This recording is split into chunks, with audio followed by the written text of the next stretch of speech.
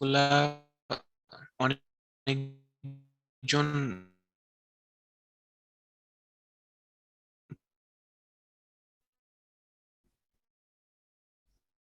Submit করে কোন একটা যে জিনিসটা Recording in এরকম দাঁড়ায় যে progress. সাপোজ আপনি একটা ওয়েবসাইটের কোন একটা ভুল ধরতে পারছেন, কোন একটা বাগ ধরতে পারছেন, তখন সেটা আপনি সাবমিট করলেন।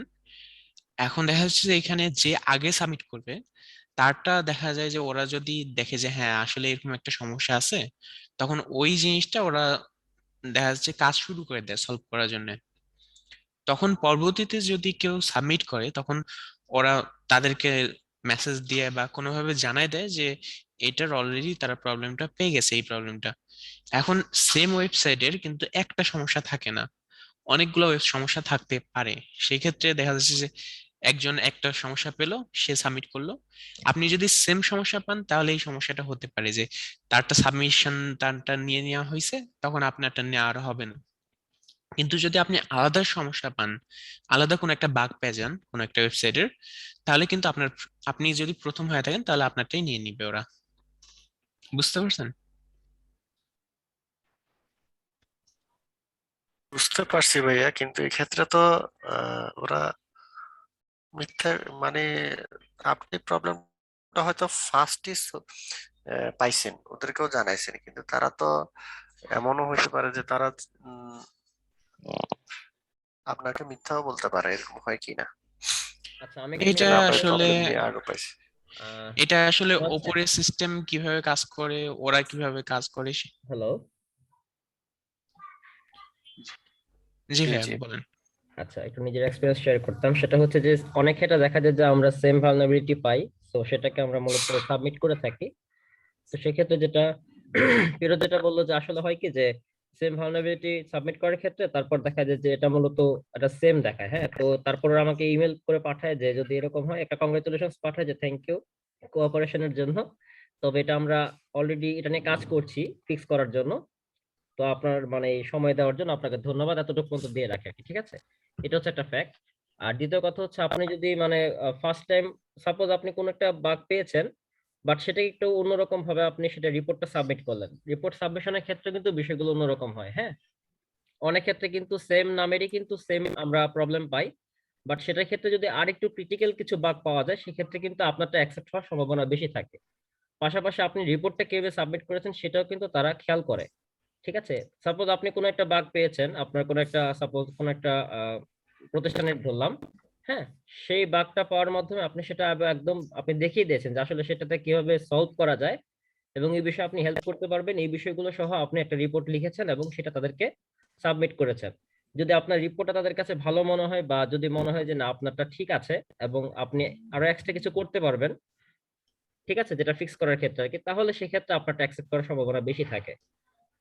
এটা হচ্ছে আর কি মূলত বাগ হান্টিং এর ক্ষেত্রে যে ফ্যাক্টটা ঘটে থাকে আমাদেরকে মূলত যে প্রতিষ্ঠানগুলো থেকে আসে। আর ম্যাক্সিমাম ক্ষেত্রে বাংলাদেশে যেটা ঘটে মানে সব প্রতিষ্ঠান কিন্তু আপনাকে বাগ সাবমিশনের জন্য বা বাগ হান্টিং এর কিন্তু মানে আপনার অনুমতি দেয় না। হ্যাঁ, এটা একটা প্রবলেম। তো অনেক ক্ষেত্রে দেখা যায় যে তারা হয়তো বুঝতেও পারে না যে আসলে আমরা বাগ হান্টিংটা কেন করতেছি বা এখানে মানে পারমিশনটা আছে কিনা, সেটা তারা দেয়ও না। আবার তারা বুঝেও না আসলে বাগ হান্টিং জিনিসটা কি, কারণ নিজেরা কিন্তু প্রতিষ্ঠান খুলছে ঠিক আছে, বাট ডেভেলপারদের মাধ্যমে মূলত সেটা ডেভেলপ করা হয়েছে, তাই না? এরকম কিন্তু আসলে বাংলাদেশে ম্যাক্সিমাম ক্ষেত্রে হয়। তো এতে করে হয় কি, যারা ডেভেলপার থাকেন তারা মূলত বিষয়টা ধরে দেয় না যে আসলে সমস্যাটা আমার ছিল।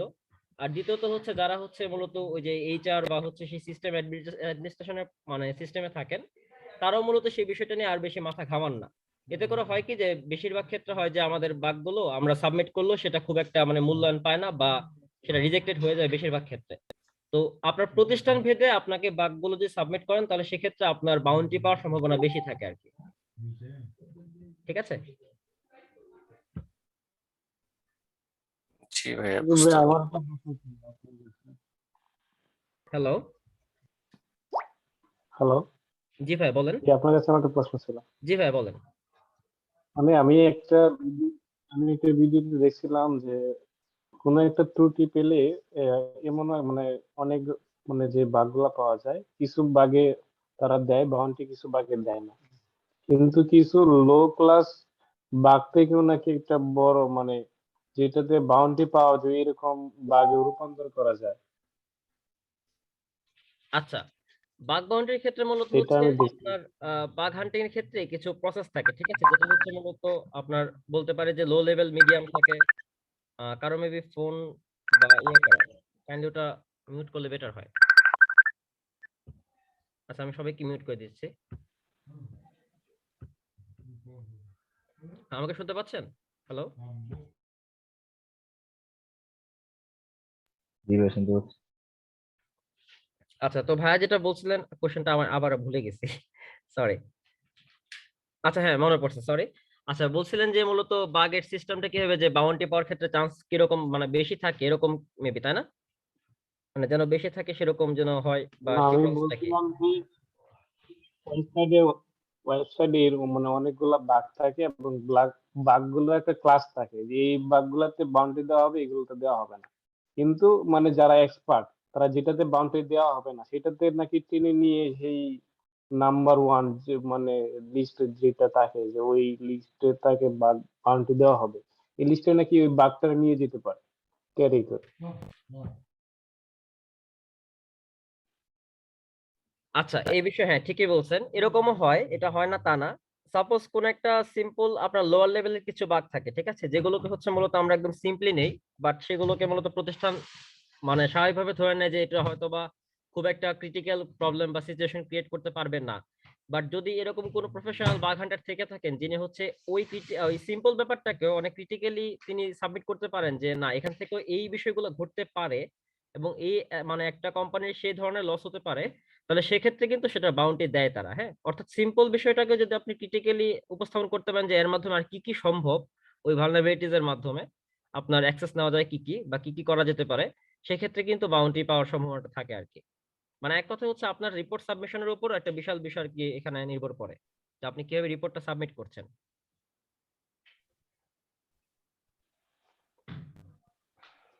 আশা করি ভাই ব্যাপারটা বুঝতে পারছেন।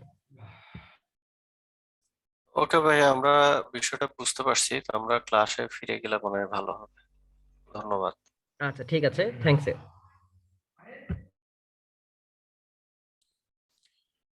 আচ্ছা, ক্লাসে মেনলি আজকে আপনাদের কি আর কোনো প্রশ্ন আছে?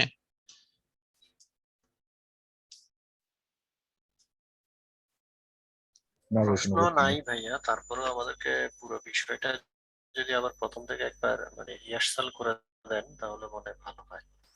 মানে প্রথম যদি থেকে আর বলতে আপনি কোনটার মানে কথা বলছেন? সামনের দিকে, যদি সামনের দিকে আর মানে আজকের ক্লাসে প্রথম দিকে মানে সামনের দিকে যদি আর কোনো ক্লাস মানে আজকে যদি আর সামনের দিকে কিছু করাতে না চান, সেক্ষেত্রে মনে হয় প্রথম থেকে যদি আমাদেরকে একবার রিভিউ করে দেন মানে আজকের ক্লাসটা, সেক্ষেত্রে ভালো হয়।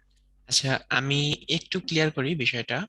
আপনাদের গতদিন হচ্ছে ডেটা টাইপ আর হচ্ছে ডেটা টাইপ কনভার্সন যেটা ছিল সেটা নিয়ে ক্লাস নেওয়া হয়েছে। আজকের যে ক্লাসটা, আজকে কিন্তু কোনো কিছু শেখানোর ক্লাস না, আজকে হচ্ছে আপনাদের প্রবলেম সলভিং ক্লাস। সো আপনাদের যে প্রবলেম গুলা সেগুলো আজকে সলভ করব। এছাড়া আজকে কোনো কিছু শেখাইনি আপনাদেরকে। সো আপনাদের যদি প্রবলেম থেকে থাকে সেটা শেয়ার করেন, আমি সেটা সলভ করে দিচ্ছি।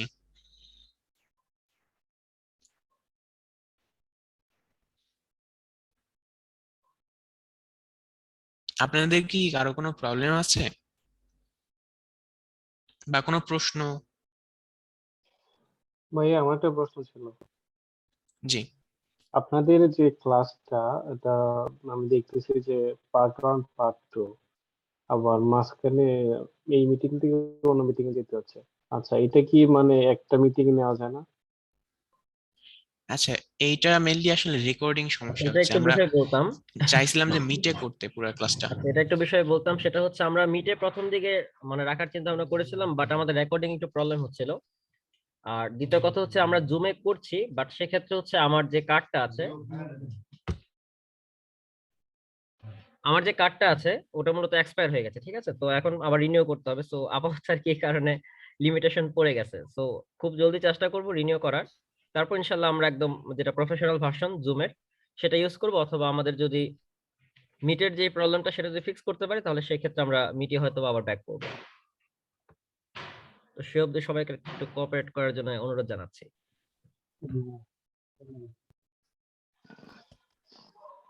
ক্ষেত্রে কি, হ্যালো জিসান ভাই, এই ক্ষেত্রে কি স্ক্রিন রেকর্ডিং করা যায় না? মানে আপনি আপনার পিসি থেকে যদি স্ক্রিন রেকর্ড করে আমাদেরকে দেন তাহলে পুরোটা পাওয়া যাবে না একসাথে? স্ক্রিন রেকর্ড বলতে কি মিটার পাওয়া ক্ষেত্রে? যাবে কিন্তু না, আমি আমার পিসিতে স্ক্রিন রেকর্ড করব। আমার মিটে যাই, যেখানে যাই, পিসি যেরকম স্ক্রিন রেকর্ড করে যা হচ্ছে, তো মোহন ভাই, সেরকম এটা যদি তো স্ক্রিন। ইউটিউবে চাই, ইউটিউবের টাইম এন্ড হয়ে যায়, এদের স্ক্রিন রেকর্ডের প্রবলেম না। ও আচ্ছা। আসলে মিটে আমরা ভয়েস মিটে আসে না আমাদের আচ্ছা, মিটে আমাদের যে সমস্যাটা ছিল যে আমরা স্ক্রিন রেকর্ডিং করতে গেলে মানে নেটের একটু সমস্যা হতো, মানে ঝামেলা ছিল নেটে। আর আমার এখান থেকে সরাসরি স্ক্রিন রেকর্ডিং হলেও আপনাদের সাউন্ডটা আসে না। এই জন্য আর কি আমরা জুমে করছি আপাতত। কারণ জুমে এখানে সরাসরি এদের রেকর্ডিং সিস্টেম আছে আলাদাভাবে। আর মিটে ওই সিস্টেমটা নিতে গেলে আবার প্রিমিয়াম অ্যাকাউন্ট নিতে হয়। এই জন্য কিছুদিন এখানে কন্টিনিউ করছি, আমাদের রেকর্ডিং এর প্রবলেমটা সলভ হয়ে গেলে আমরা মিটে চলে যাব। আচ্ছা, ওকে ভাইয়া, ঠিক আছে।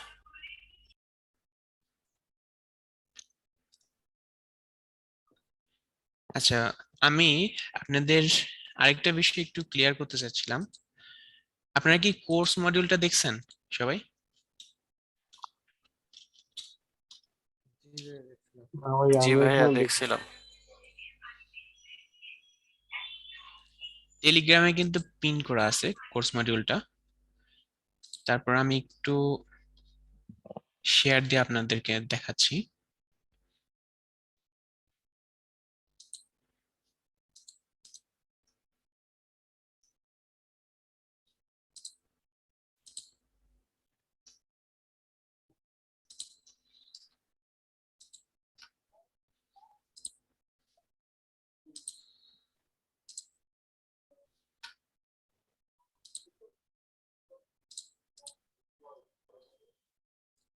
হ্যালো, জিসান ভাই শোনা যাচ্ছে? হ্যাঁ, আমি এনেবল করে দিছি। দেখো। জি ভাই। এখনো দেখা যাচ্ছে যে হোল্ড ডিজেবল স্ক্রিন শেয়ারিং। আপনি ওইখানে দেখেন ইয়েতে এনেবল করার অপশন আছে।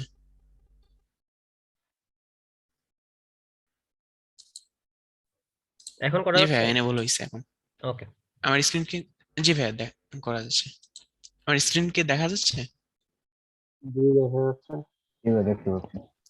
আচ্ছা, আপনাদের এখনো অনেকের বেশ কিছুটা কনফিউশন আছে যে আমরা আসলে এই কোর্স শেষে কি শিখবো। দেখেন এখানে আমরা যেভাবে সিস্টেমটা করছি যে প্রথমে কিন্তু একদিন করে ক্লাস নিচ্ছি আমরা, তারপরে একদিন প্রবলেম সলভিং। এটা প্রত্যেকটা ক্লাস শেষে কিন্তু একদিন করে প্রবলেম সলভিং আছে। আপনাদের এই প্রবলেম সলভিং এর একটা করে ক্লাস রাখা হয়েছে এই কারণে যেন যে কোনো প্রবলেম হলে সেটা মানে ক্লাসের মধ্যে না আসে, আর ক্লাসটা যেন আপনারা ঠিকঠাক ভাবে বুঝতে পারেন। তো আজকের যে ক্লাসটা ছিল সেটাও কিন্তু প্রবলেম সলভিং এর ক্লাস ছিল। আর সেকেন্ড বিষয়, আপনারা যারা চিন্তা করছেন যে হয়তোবা বাগ বাউন্টি এখানে শেখানো হবে, আসলে না। এখানে দেখেন কোর্সে বাগ বাউন্টির কিভাবে আপনি স্টার্ট করতে পারেন সেটা শেখানো হবে। জাভা স্ক্রিপ্ট শেখানো হবে, মানে একটা প্রোগ্রামিং ল্যাঙ্গুয়েজ যেটার মাধ্যমে আপনারা বাগ বাউন্টি করতে পারবেন ভবিষ্যতে চাইলে। আর হচ্ছে এখানে কিছু হ্যাকিং এর কিছু বিষয় শেখানো হবে, যেমন আপনাদের এই যে বার্ব সুইট ইউজ করা দেখানো হবে। এটা কিন্তু বাগ বাউন্টির একটা খুব বড় একটা টুল। সো এটাও ইউজ করা দেখানো হবে। প্লাস হ্যাকিং এর কিছু টেকনিক শেখানো হবে, যেমন আহ, এই যে ডস অ্যাটাক আছে, তারপরে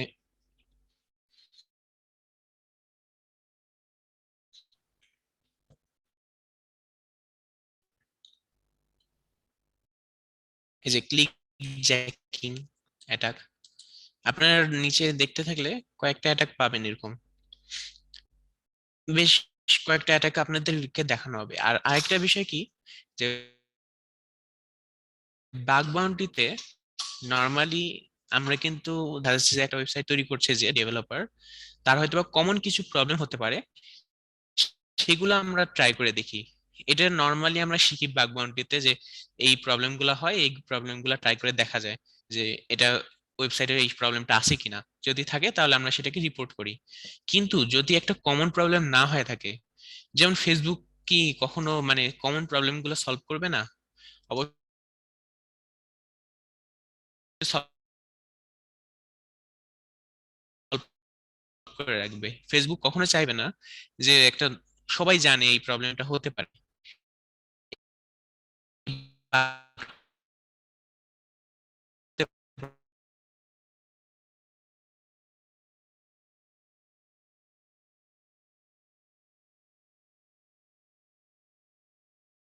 দেখছেন যে এখানে নেটওয়ার্ক বলে একটা সেকশন আছে। আমি এই ওয়েবসাইটে যে ঢুকছি, এই ওয়েবসাইট কোন কোন মানে লিংকে ভিজিট করছে, এই ওয়েবসাইট লোড নেওয়ার ক্ষেত্রে কিন্তু অনেকগুলো ছবি লোড নেয়, অনেকগুলা জাভাস্ক্রিপ্ট ফাইল, অনেকগুলা সিএসএস ফাইল লোড নেয়। এই সবগুলা ফাইল আসলে কোন লিংকে কানেক্ট হচ্ছে, জাভাস্ক্রিপ্টের মাধ্যমে কোন লিংকে কোন রিকোয়েস্ট যাচ্ছে, এসব সব কিন্তু আপনারা বুঝতে পারবেন। প্লাস এসব সব কিন্তু আপনারা ইন্টারসেপ্ট করতে পারবেন যখন জাভাস্ক্রিপ্টটা ভালোভাবে বুঝবেন। তখন জিনিসটা কিন্তু আপনাদের জন্য ইজি হয়ে যাবে। অনেকে দেখবেন যে জাভাস্ক্রিপ্ট জানে না কিন্তু তারপরে নেটওয়ার্ক সেশনে কাজ করছে, কিন্তু তারা কিন্তু ফুললি বুঝে করছে না। আপনি যখন জাভাস্ক্রিপ্ট শিখবেন তখন কিন্তু ফুললি বুঝে করতে পারবেন কাজটা। আর এই কোর্স শেষে আপনি যে শুধুমাত্র বাগ বাউন্টির মধ্যেই ঢুকতে পারবেন এমন না, আপনি চাইলে ডেভেলপারও হতে পারেন। আপনি চাইলে জাভাস্ক্রিপ্ট দিয়ে ফ্রন্ট এন্ড বা ব্যাক এন্ডের কাজ করতে পারবেন। তখন তখন হয়তোবা আপনি এটা জাস্ট আপনার হচ্ছে স্টার্টিং। আপনাকে একটা জায়গা পর্যন্ত পৌঁছায় দেওয়া হবে যেখান থেকে আপনি যে কোনো একটা রাস্তা চুজ করতে পারবেন। চাইলে আপনি বাগবাউন্ডারিতে ঢুকতে পারবেন, আপনি চাইলে ডেভেলপমেন্টে ঢুকতে পারবেন। তখন ওই রাস্তাটা, যদি ডেভেলপমেন্টে ঢুকেন তখন দেখবেন যে আপনার 1 সপ্তাহ যদি নতুন কিছু জিনিস শিখেন তাহলে দেখবেন যে আপনি ডেভেলপমেন্টে এক্সপার্ট হয়ে যাচ্ছেন বা অনেকটা ঢুকে পড়ছেন। আবার যদি বাগবাউন্ডারিতে ঢুকতে চান তাহলে দেখছেন যে কয়েকদিনের মধ্যে প্র্যাকটিস করলে তখন দেখবেন যে ওটা তো আপনার অনেক এক্সপার্টিস চলে আসতেছে। সো আপনার এটা হচ্ছে স্টার্টিং একটা লেভেল। জাভাস্ক্রিপ্ট দিয়ে আমরা শুধুমাত্র আপনাকে স্টার্ট করে দিব, আপনি জিনিসটা বুঝতে পারবেন, জিনিসটা আপনার জন্য ইজি হবে নেক্সট ওয়েটা চুজ করার জন্য। আপনি যেটাতেই যান, ডেভেলপমেন্ট বা বাগ বাউন্টি বা হ্যাকিং, যেটার মধ্যে যান সেটার জন্য আপনার স্টার্টিংটা এটা খুব ভালোভাবে হবে। সবাই কি বুঝতে পারছেন বিষয়টা? জি ভাইয়া। আচ্ছা, এখন আজকের ক্লাস কিন্তু শুধুমাত্র প্রবলেম সলভিং নিয়ে। সো আপনাদের কি কারো কোনো প্রবলেম আছে আরো? না ভাই। আচ্ছা, যদি না থাকে তাহলে আজকের মিটিংটা এখানে শেষ করি।